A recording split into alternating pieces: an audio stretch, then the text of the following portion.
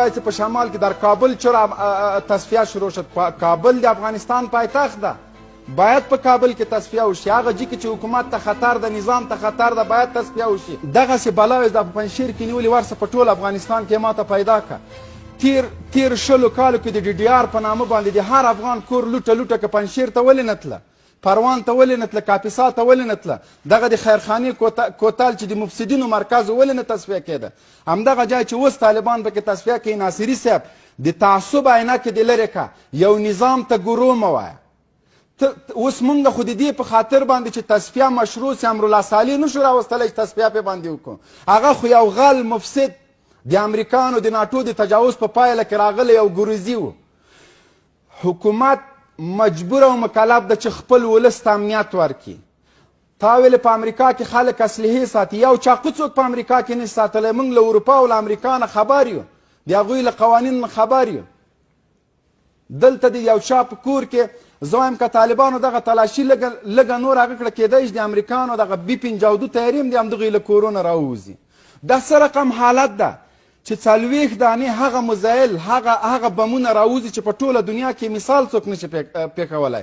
موږ مادر افبام لیدلی و، دلته م پدر افبام ولیده. دا بلاوې تا د څه شي دپاره ساتلي و؟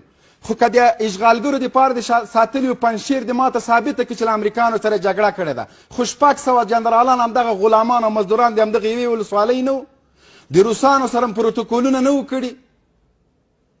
20 کاله ډي ډي آر اوس ولې دغه ولایتونه نه تصفیه کېدل؟ ټول جنایتونه له همدغه یوې ولسوالۍ نه کېده.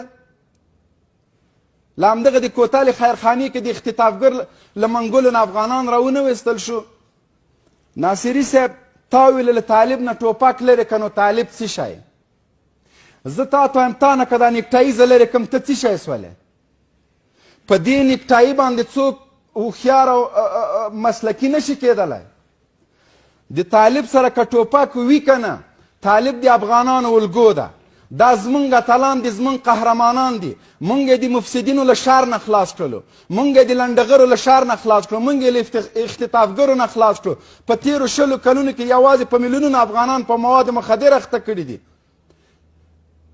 وګوره په افغانستان کې زه ګرځم، زه په کابل کې ګرځم.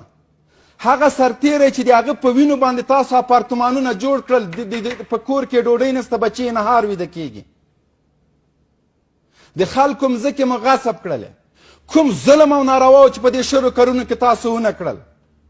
ته راځې د تیر د طالب نه مخکې امریکایان راغلل دلته نظام و نظام یې چپه که. کابل چا په کنډواله بدل کړه؟ ولې هغوی ته مجرمین نه وایه؟ 80,000 کابلیان دا طالبانو وژلي که دا تاسو وژلي دي؟ دا همدغه لنډغرو کولابیانو وژلي دي. د تصفیې د کمیسیون د مشر خبره دې وکړه چې هغوی وایي ډېر سختې خبرې وکړلې، هغه د وخت تقاضا وه. امیر المؤمنین چې کوم امر کړی ده چې د شپې به د چا کورونو ته نه ځئ، چې ثابته دي که څوک د تصفیې په خاطر باندې خلک تللي. بې ګازه تللی یم، په چک پاینټونو ګرځېدلی یم. طالبان په همدغه باراني شپه کې قسم په خدای د ټوپک له څوکو نه باران څڅېده، ټول هر څه هغه وسایل هم ورسره نه وو. هغه د دې په خاطر ولاړ ده چې دغه خاینان دغه سلا انتقال نه کړي، ورته ولاړ ده چې سهار سي لاړ سي بیا تلاشي وکړي. مونږ د هغوی د احسان پوره وړي چې په وږي ناس باندې د دغه ملت د سوکالۍ دپاره شپه ورځ یوه کړې ده. تصفیه کوي مفسدین غداران. که څوک مفسد نه وي، غدار نه وي، د دې هېواد ته شوم اهداف نه لري، ولې له تصفیې نه ډارېږي؟ تصفیه زما کور ته م راغلی ده. سهار چای مې پې باندې چکلی، په خپله کوټه په کوټه ورسره ګرځېدلی یم. زه ولې له تصفیې نه بده نه وړم؟ کومه سلا چې ته وایې ما سره شته، ما سره امر ده.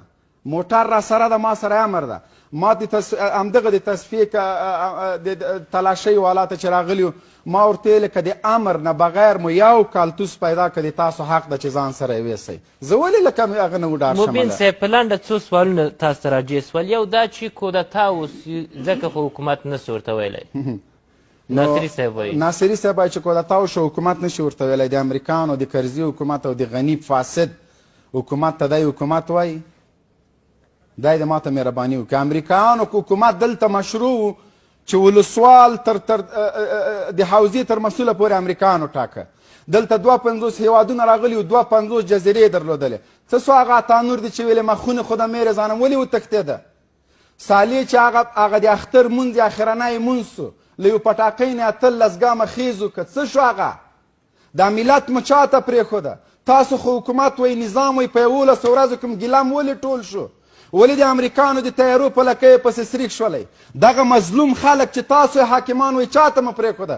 که طالب ګرود او طالب تروریستان دي، بیا تر تاسو بېغیرته خلک چیرې دي چې خپل ملت مو تروریستانو ته پرېښوده؟ یو ګرو ته مو پرېښوده، 52 هېوادونه تښتي او ګرو ته حکومت پرېږدي. طالب ته ګرو مه وایه، طالب د دې هېواد مشروع نظام ده. دا نظام په قربانیو باندې ګټلی، نښتر ځواني یې پې ورکړي، په خپلو ځانونو پورې بارود تړلی دي. او ته اوس هم د کولاب او د جرمني او د اروپا په هوا کې چکرې وهې، موږ ته ګرو وایې، د خدای لیازو کوي.